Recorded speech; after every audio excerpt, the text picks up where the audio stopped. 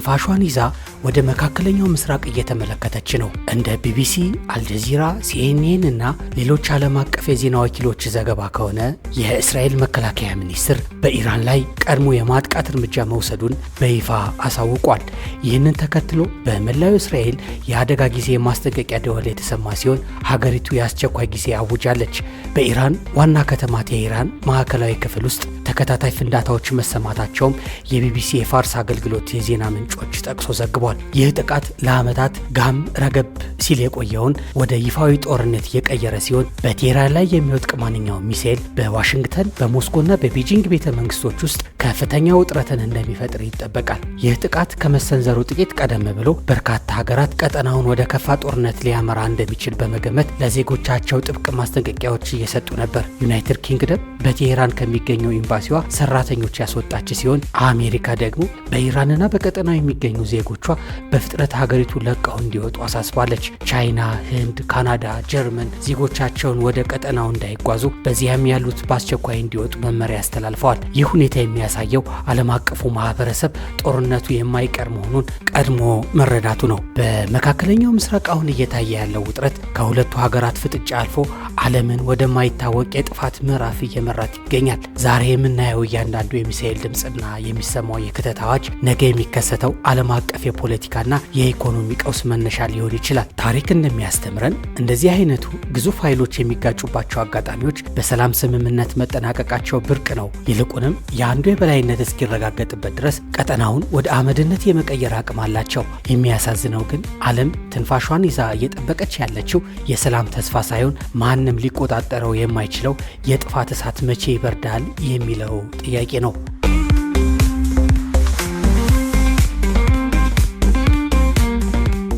ይህ የእስራኤል ጥቃት ተከትሎ የመካከለኛው ምስራቅ የጦርነት አዋጅ እጅግ ተጋግሞ ቀጥሏል። የተለያዩ ዓለም አቀፍ ሚዲያዎችም በፊት ስክሪኖቻቸው በሰበር ሚዲያዎች ተጥለቅልቀዋል። የአሜሪካው ፕሬዝዳንት ዶናልድ ትራምፕም ይፋዊ የሆነ መግለጫም ሰጥተዋል። በኢራን ላይ እጅግ ከፍተኛ የሆነ የኃይል እርምጃ እንደሚወሰድም በይፋ ዝተዋል። ፕሬዝዳንቱ ባደረጉት ንግግራቸው የኢራን የባህር ኃይል ጠራርገን እናጠፋዋለን ሲሉ የገለጹ ሲሆን ዋነኛ ግባችን የኢራንን አገዛዝ በማስወገድ የአሜሪካ ሕዝብን ደህንነት መጠበቅ መሆኑን አስታውቀዋል።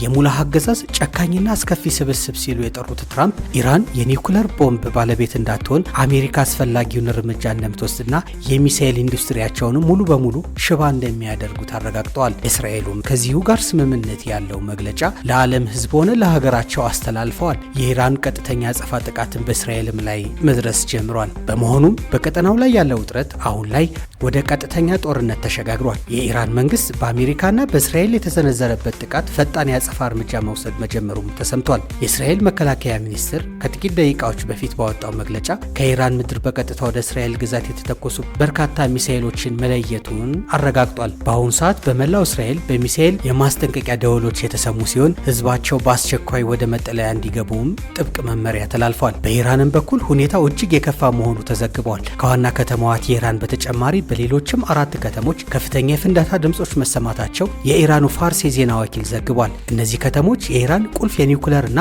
የወታደራዊ ማዕከላት የሚገኙባቸው መሆናቸው የአሜሪካና የእስራኤል ጥምር ኃይሎች ከፍተኛ ዋጋ ያላቸው ኢላማዎች ያማከለ መሆኑን ያሳያል። በአሁኑ ሰዓት የአሜሪካና የእስራኤል ጦር በኢራን የአየር መከላከያና የሚሳኤል ማከማቻዎች ላይ ጥቃቶቻቸውን አጠናክረው መቀጠላቸው ተዘግቧል። የጦርነቱ እሳት ወደ ጎረቤት ሀገራትም ተስፋፍቷል። በአረብ ኤሚሬትሶችና በባህሬን የሚገኙ የአሜሪካ ጦር ሰፈሮች ላይ ያነጣጠሩ የተቀናጀ የሚሳኤል ጥቃቶች መፈጸማቸውን ተዘግቧል። በባህሬን ዋና ከተማ ማናማ በሚገኘው የአሜሪካ ባህር ኃይል ጣቢያ አቅራቢያ ከፍተኛ ፍንዳታ የተሰማ ሲሆን ጥቅጥቅ ያለ ጭስ ወደ ሰማይ ሲወጣ ታይቷል። በተመሳሳይ ሰዓት በአቡዳቢ የሚገኘው የአልዳፋር የአየር ኃይል ጣቢያ ጥቃት እንደደረሰበት ሲኤንኤን እና ሮይተርስ ዘግቧል።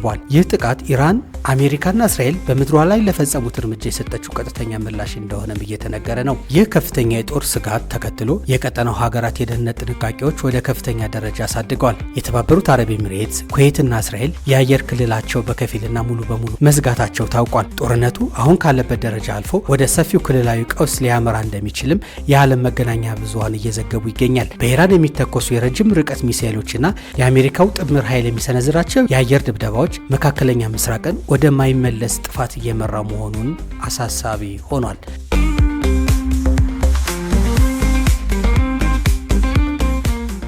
እነ እንደሚታወቀው የአሜሪካ ግዙፍ ወታደራዊ ዝግጅትና የትራምፕ ማስጠንቀቂያ አስቀድመው እየወጡ ነበር ላለፉት ጥቂት ወራት። ከሰሞኑም የአሜሪካው ፕሬዚዳንት ዶናልድ ትራምፕ ከኢራን ጋር እየተደረገ ባለው የኒኩለር ድርድር ደስተኛ አለመሆናቸውን በይፋ ገልጸዋል። በኦማን አደራዳሪነት ለ3 ዙር የተካሄደው ድርድር ውጥረት ያረግባል ተብሎ ቢታሰብም ውጤቱ ግን ከጦርነት አላዳንም። ፕሬዚዳንት ዶናልድ ትራምፕ ከአውሮፓውያኑ 2003 ወዲህ ታይቶ የማይታወቅ ግዙፍ የአሜሪካ ጦር ኃይል ወደ ቀጠናው እንዲንቀሳቀስ ትዕዛዝ ሰጥተዋል። በዚህም ሳምንት ብቻ የአሜሪካ አየር ኃይል ንብረት የሆነው ዘመናዊ የጦር አውሮፕላኖች ወደ ሳውዲ አረቢያና በእስራኤል ሰማይ ላይ ታይተዋል። ግዙፍ የጦር መርከቦችም በኢራን አቅራቢያ በሚገኘው ባህር ላይ ሰፍረዋል። የተባበሩት መንግስታት ድርጅት ይህንን ስጋት ተከትሎ የዲፕሎማሲው ጥረት እንዲሳካ ግፊት እያደረጉ ነበር። የመንግስታቱ ድርጅት በኢራን አቅራቢያ እየተካሄደ ባለው የአሜሪካ ወታደራዊ እንቅስቃሴ እጅግ አሳሳቢ መሆኑን ገልጿል። የድርጅቱ ቃል አቀባይ ስቴፈን ዱጃሪክ እንደተናገሩት በቀጠናው ያለው ወታደራዊ እንቅስቃሴ ወዴት ሊያመራ እንደሚችል መገመት አስቸጋሪ ይሆናል ብለዋል። እንዲሁም የተባበሩት መንግስታት ዋና ጸሐፊ አንቶኒዮ ጉተሬዝም ሁለቱም ወገኖች በቆራጥነት ድርድር እንዲያደርጉ ቢጠይቁም የእስራኤል ቀድሞ የማጥቃት እርምጃ ግን የዲፕሎማሲውን በር እያጠበበው መጥቷል። ዓለም አቀፉ የአቶሚክ ኢነርጂ ኤጀንሲ በኢራን የኒውክሌር ጣቢያ ላይ ምርመራ እንዲደረግ ቢጠይቅም አሁን ያለው የተኩስ ልውውጥ ምርመራው የማይታሰብ ያደርገዋል። በዚህም የቀጠናው ወደማይገመት አስፈሪ ዓለም እየቀየረ መሆኑ ብዙዎች እየተናገሩ ነው። ጦርነቱ በኢራንና በእስራኤል መካከል ብቻ የተገደበ እንደማይሆን ይጠበቃል። እስራኤል በደቡባዊ ሊባኖስ በሚገኙ የሂዝቦላ ይዞታዎች ላይ ጥቃት መፈጸሟንም አረጋግጣለች። ይህ ተደጋጋሚ የተኩስ አቁም ጥሰት ተፈጽሟል በሚል የተወሰደ እርምጃ ጦርነቱን ወደ ጎረቤት ሀገራት የመስፋፋት እድሉ ከፍተኛ መሆኑ ያሳያል። የኢራን ያጸፋ እርምጃና የእስራኤል ቀጣይ እርምጃዎች የቀጠናውን ብቻ ሳይሆን የዓለም ኢኮኖሚና ፖለቲካ ላይም ሊያናውጡ የሚችሉ ሁኔታዎች ሊፈጥር ይችላል። ለዚህም ነው ሳውዲ አረቢያ ገና ከወዲሁ በአሜሪካና በኢራን መካከል ሊነሳ የሚችለውን ግጭት ታሳቢ በማድረግ የመጠባበቂያ ነዳጅ ምርቷን እየጨመረች ያለችው። ይህ ጦርነት የነዳጅ ፖለቲካንም የሚያስከትል በመሆኑ በዓለም ላይ ወዲያውኑ የነዳጅ አቅርቦት ሊኖር እንደሚችል ይጠበቃል።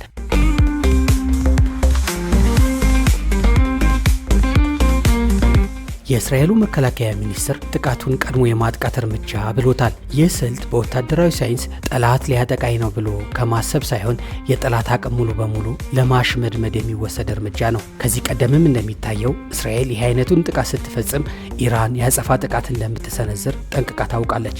ለዚህም ነው ጥቃቱ እንደፈጸመች ወዲያውኑ የድሮንና የሚሳኤል መከላከያ ሲስተሞች አይረንዶምና አሮን የተሰኙ ጸረ ሚሳኤሎችን በተጠንቀቅ ያቆመችው። በተጨማሪም በደቡባዊ ሊባኖስ የሚገኘው የኢራን ወዳጅ ሂዝቦላ መምታት የጀመረችው። ከኢራን ጎን የሚሰለፉ የጠላት ኃይሎችም የማዳከም እርምጃዎችንም ጎን ለጎን መውሰዷን ተናግራለች። ሆኖም ኢራን በዋና ከተማዋ ቴህራን ላይ የተፈጸመው ጥቃት ተከትሎ የማያዳግም አጸፋ እርምጃ እንደምትወስድ ዝታለች።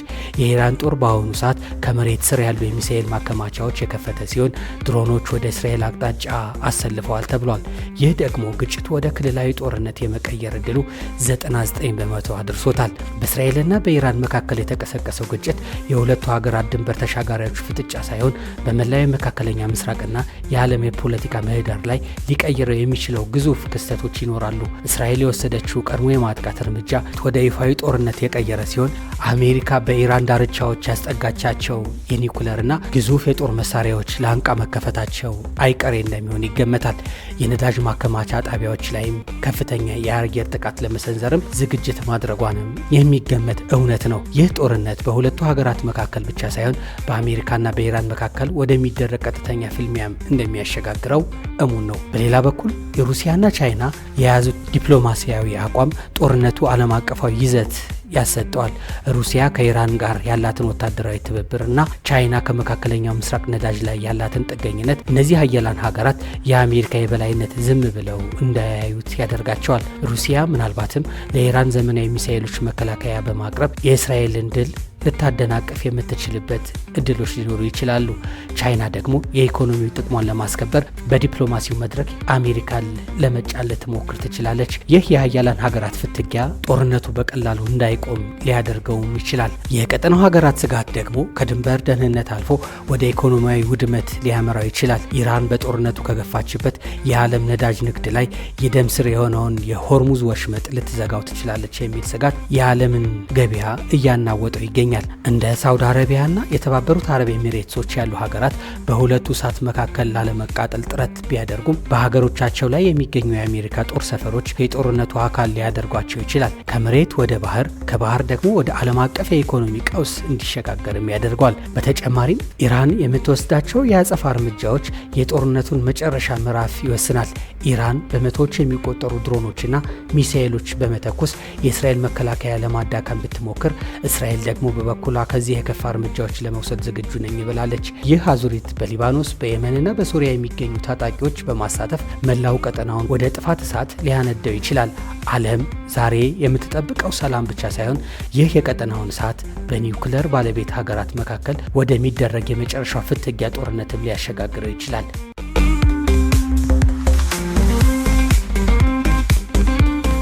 በመካከለኛው ምስራቅ አሁን የተጀመረው ግጭት በዚህ የሚቀጥል ከሆነ በቀጠናው ሊከሰቱ የሚችሉ አበይት 4 ክስተቶች ሊኖሩ ይችላሉ። የመጀመሪያውና ቀዳሚው ሊሆነው የሚችለው ኢራን የታመቀ ናዳ ስቱሬሽን አታክ ተብሎ የሚጠራው ወታደራዊ ስልት ልትጠቀም ትችል ይሆናል። ይህ ማለት በመቶዎች የሚቆጠሩ ድሮኖች፣ ክሩዝ ሚሳኤሎችንና ባላስቲክ ሚሳኤሎችን በአንድ ጊዜ ወደ እስራኤል በመተኮስ የእስራኤልን አይረንዶምና አሮን የተሰኙ የመከላከያ ሲስተሞችን አቅም ማስጨነቅ እንዲሆን እንደሚችል ይገመታል። ይህ የአጸፋ እርምጃ ስኬታማ ከሆነ እስራኤል በበኩሏ በኢራን ስትራቴጂካዊ የኒውክሌር ማበልጸጊያዎች ጣቢያዎችና በነዳጅ ማጣሪያዎች ላይ እጅግ አውዳሚ የሆነ የአየር ድብደባዎች ልትፈጽም ትችላለች። ይህ ውህደት ቀጥተኛ ጦርነት ወደማይመለስ የጥፋት አዙሪት ውስጥ ይከተዋል። በሁለተኛ ደረጃ ደግሞ ጦርነቱ ወደ ክልላዊ የእሳት ቀጠና ሪጂናል ዋር የመሸጋገር እድሉ ሰፊ ይሆናል።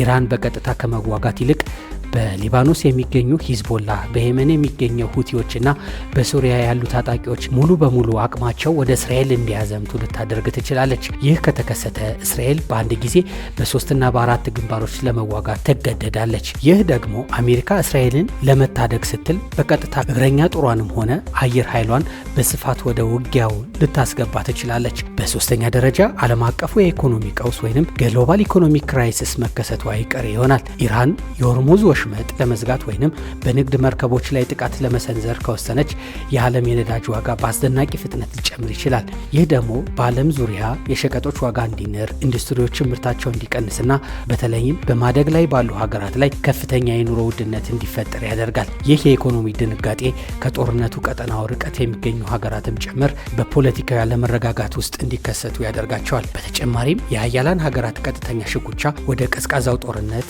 ሊያመራ ይችላል። ሩሲያና ቻይና የአሜሪካ የቀጠናው የበላይነት ለመታደግ ሲሉ ለኢራን የላቀ ቴክኖሎጂና የደህንነት ድጋፍ ሊሸጡም ይችላሉ። ይህም መካከለኛው ምስራቅ በምዕራባውያንና በምስራቃውያን ኃይሎች መካከል የሚደረግ የጥንካሬ መለኪያ አውድማ ፕሮክሲ ዋርፊልድ ያደርገዋል። ይህ ሁኔታ ደግሞ የተባበሩት መንግስታት የመሰሉ ዓለም አቀፍ ተቋማት ሚና እንዲዳከም፣ የዓለም ስርዓትም ከነበረበት እንዲሽመደመድ፣ ሰላም የምትመለስበት የዲፕሎማሲ በር ሙሉ በሙሉ እንዲዘጋ ያደርገዋል። የዚህ ጦርነት ውጤት ምንም ይሁን ምን ከመካከለኛው ምስራቅ በረሃዎች አልፎ በእያንዳንዱ የዓለም ክፍል ባሉ ቤቶች ውስጥ ተጽዕኖ ማሳረፉ አይቀሬ ነው። የነዳጅ ዋጋ መናር፣ የደህንነት ስጋቶች መጨመርና የሀያላን ሀገራት ሽኩቻ አዲስ የዓለም ስርዓት የሚወስኑ ክስተቶችም ሊያዋልድ ይችላል። አሁን ላይ የቀረው ብቸኛው አማራጭ አሁናዊ እርምጃዎች በንቃት መከታተልና ለሚመጣው ማንኛውም ለውጥ ራስን ማዘጋጀት ተገቢ ነው። ይህም ማለት በሌሎች ቀጠናዎች ላይ ሌሎች ጦርነቶችን ሊወለዱ እንደሚችሉ ይገመታል።